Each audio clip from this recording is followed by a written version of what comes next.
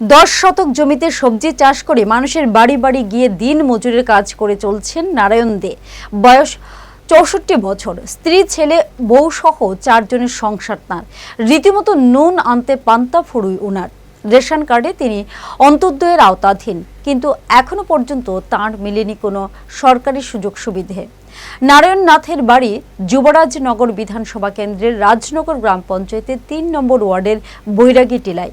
স্থানীয় প্রতিনিধি সহ বিধায়কের কাছে বহুবার তিনি তার দুঃখের কথা প্রকাশ করলেও আজ পর্যন্ত মিলল না তার কোনো সরকারি সুযোগ সুবিধা।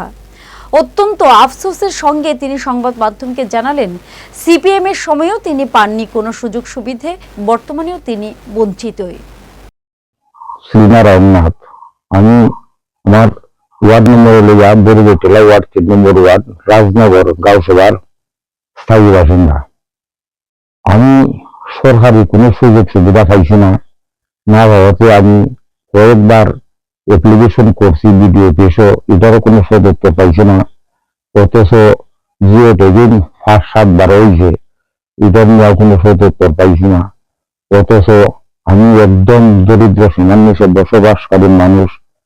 সরকার, কোনো সরকারও, সিপিএম সরকারও এবং এখন জেলিম সরকারও কেউ আমার কোনো সাহায্য, সরকারের সংস্থা কোনো সাহায্য করছে না। অথচ লেফটিনের কাগজ আমি কয়েকবার জমা দিছি, কোনো লেফটিনও আমার নামে কোনো টাকা পয়সা আয় না।